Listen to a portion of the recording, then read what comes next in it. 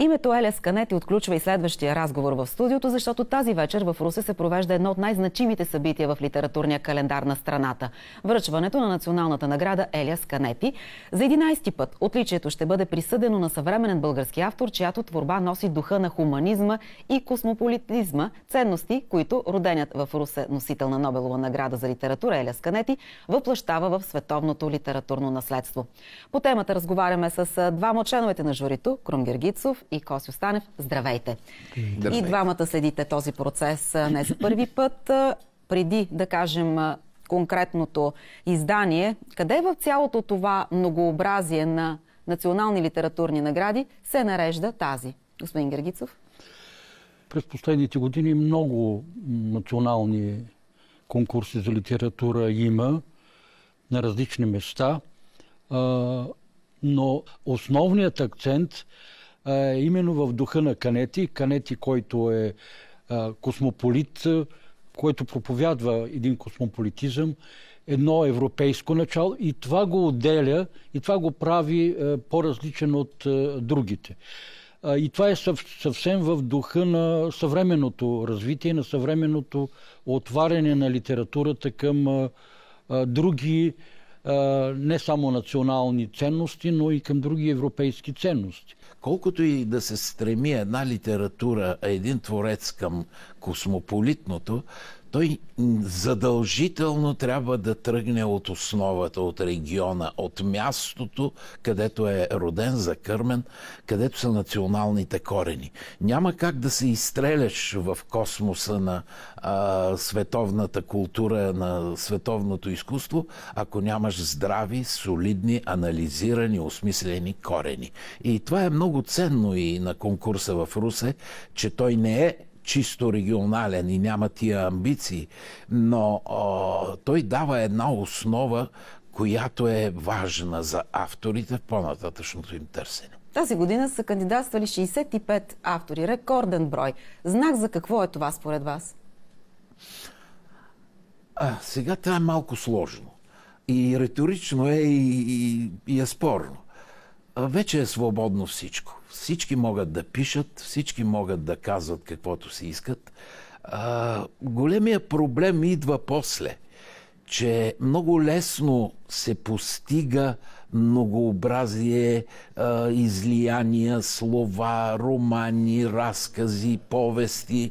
Големия проблем обаче идва, когато си зададеш въпроса: и какво точно ми казва този автор? Много автори, много текстове, но новите неща, истинските, изконните, човешки неща, които се казват, не винаги са толкова много, колкото са и произведенията. От тези 65 предложения журито излъчи 7 номинации в раздел белетристика и финалистите, които ще се съревновават за бронзовата статуетка, изработена от скулптора Мая Кобратова, и парична премия от 5000 лева, са Радослав Бимбалов за "Ти подобие мое", Георги Господинов за "Градинарят и смъртта", Диан Енев 60 разказа, Виолета Радкова и "Леглото ни е зеленина", Захари Карабашлиев "Рана", Иван Станков на 2 гласа и Красимир Димовски "Тезея в своя лабиринт".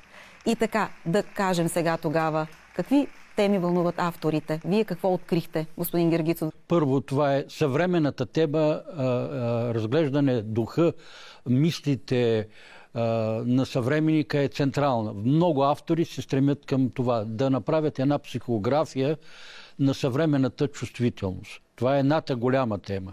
Другата тема е историческа. Тоест авторите, говорим и за известните автори, които участваха, и по-младите автори се стремят да навлязат в дебрите на историята. И има един трети кръг, който е по-малък. Автори, които се стремят към едни философски обобщения на базата на митологията, на смесицата на митология, баладично, мистично. Това са двама-трима автори, които е една друго направление в изчетените автори това лято от Санашкото жури. Господин Станев, вас какво истински ви развълнува? Какво ви накара да размишлявате? Кое ви провокира в текстовете, които четохте?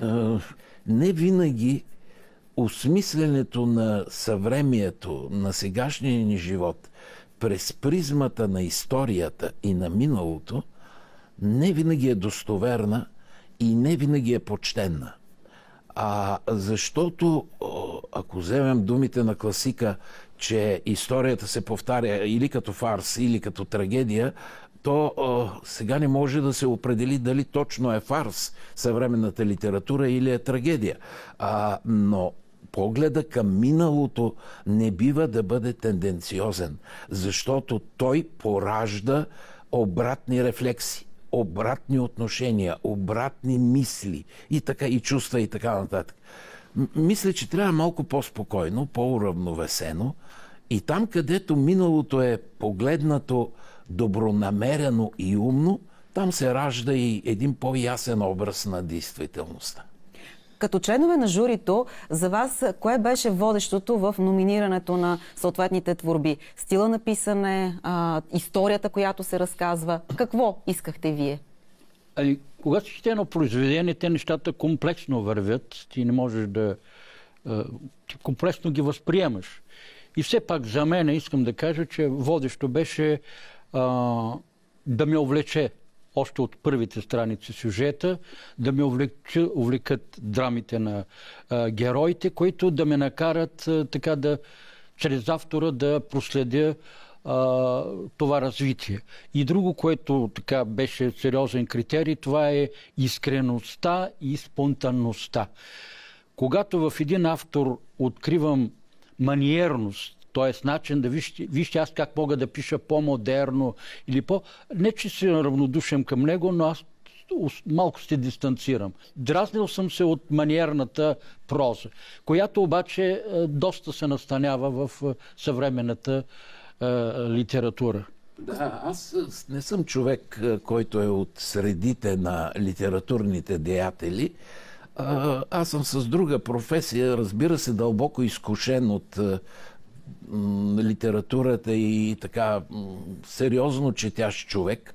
Но за мен, както казах, Крум, за мен също беше изключително важно четивността на едно произведение. Предаването се излъчва в навечерието на Деня на народните будители. Вие откривате ли сред авторите съвременните будители? Сега, това с будителите е един обществено-историко-социален шаблон. Трудно е да се каже. Будители, то всяко произведение буди някакви идеи, буди някаква човешка същност, някакви човешки чувства, емоции, вълнения, мисли. Радостното и хубавото е, че в Русе го има този конкурс, който е национален и който наистина е будителски конкурс. Сега да кажем за един автор, че е модерен, интересен, съвременен, той де-факто си е будител. То няма как, то самото писане е будителско. С надеждата, че действително най-добрият сред авторите ще спечели тази вечер наградата Елиас Канети. Благодаря за този разговор с вас и до след 2 години живот и здраве отново да се видим.